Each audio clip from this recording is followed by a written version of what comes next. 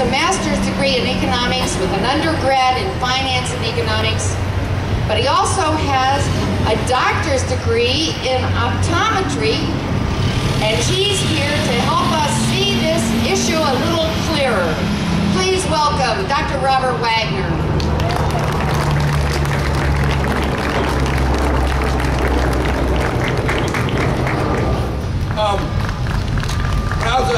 When I was asked to speak here, I heard it's a Tea Party, and I turn on the news and I watch Katie Couric, and I start to get a little worried. I'm expecting to see all these riot police and the mob, this angry mob out here, I'm pleasantly surprised that that's not what's going on here. But what I think is happening, and I see a lot of it in the global warming presentations that I give, what you're witnessing is a phenomenon called projection. When the media looks at us, what they're seeing is the 1968 Democratic National Convention in Chicago or the WTO protests in Seattle. They understand how damaging those events are to their cause, and so they're trying to paint us as being like them. So you're learning a lot more about the progressives than you're learning about us. I mean, just take a look around us. Who are we? Mothers and fathers, sons and daughters, Democrats and Republicans, but we all share one common denominator. We love America. And what we want to do, most of all things, we want to ensure the blessings of liberty for ourselves and our posterity. That's what this is all about. Now, and if we are such an angry mob, we sure do have one good sense of humor. Just take a look around at some of these signs.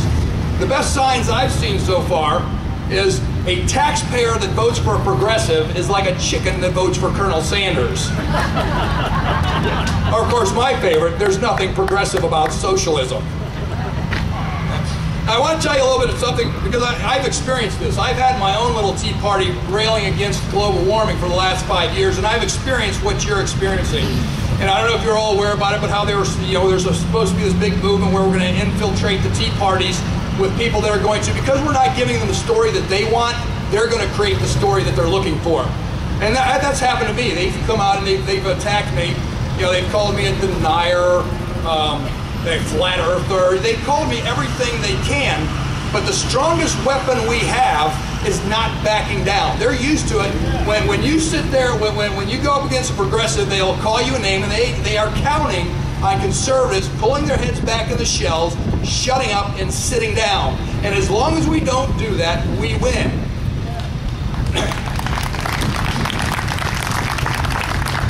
But what they've done for the Tea Party, I get the little stuff.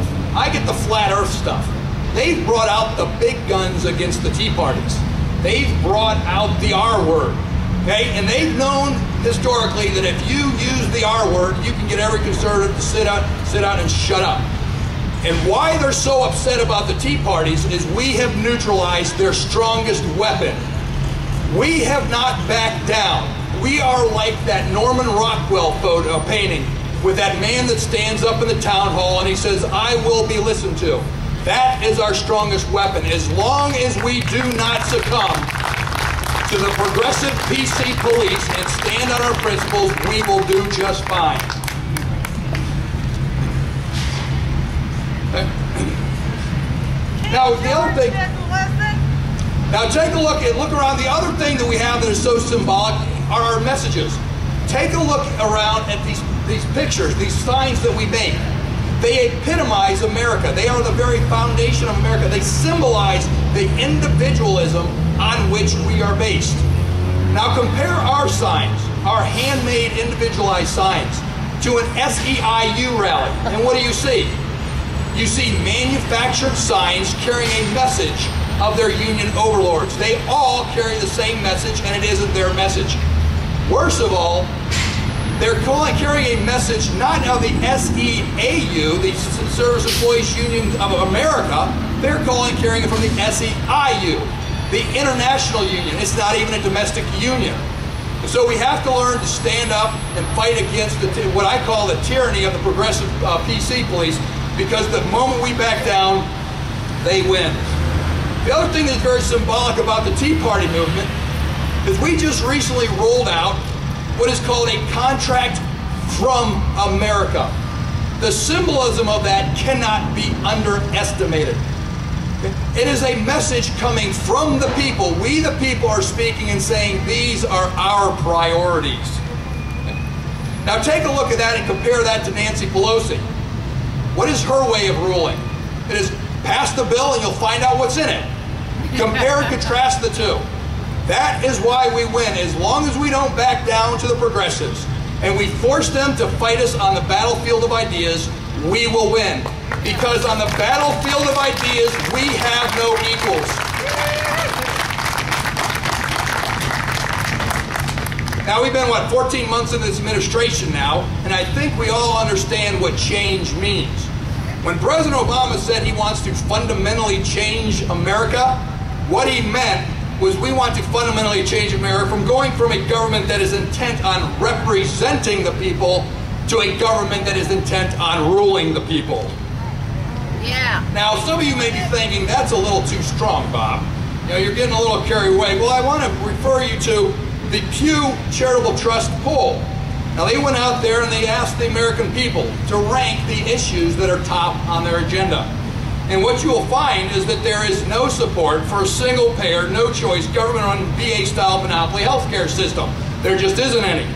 There is no support for robbing the American people of their right to a secret ballot and forcing them into unions that they may not agree with. There is no support for amnesty for illegal aliens. There is no support for robbing the American people of the freedom of speech through the unfairness doctrine. And there is no support for $5 a gallon of gas, higher utility bills, and the destruction of the industrial base. His agenda is totally contrary to what the American people want. Now, out of this survey, the one thing that I found most important, and this is, once again, this is the liberal Pew Charitable Resource Trust. Out of all the issues that they had you rank, global warming ranked dead last. And yet that is on the top of the priority list in Washington. Dead last. Okay?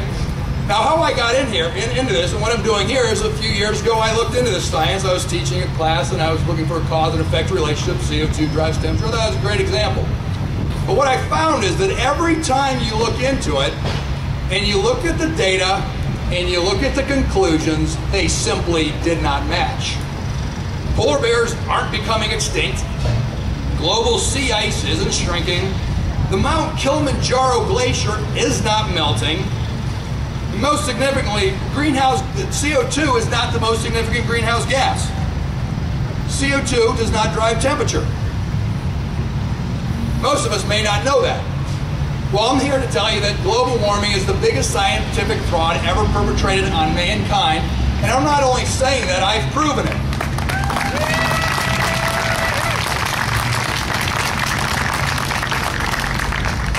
And now the way that, and you're saying, how did I prove it? Well, the way that I proved it, because I knew who I was dealing with. I understood I was going up against the progressive orthodoxy, and I knew that if I came out there and I told you this, you would say that man is a nut. He's a flat earther. You know, he's this and that. So how I create my presentation, and if you haven't seen it, I would really encourage you to do it. What I did was I took all the data that I look at, all the data that backs the conclusions, and I removed the labels from the charts. So I give the audience a chart that they don't know what it is, and I ask the audience to interpret that chart for me. So it's not me telling you what to think, the audience tells me what to think. It's the flip side of Al Gore's story, right? And so I'll show them a chart of something going from, let's say, 5,000 to 30,000. And the entire audience will say, that is a sharply increasing chart. And everybody in the audience will buy into it, and then I'll show them what it is. Well, that chart you just said is sharply increasing is the polar bear population. Right?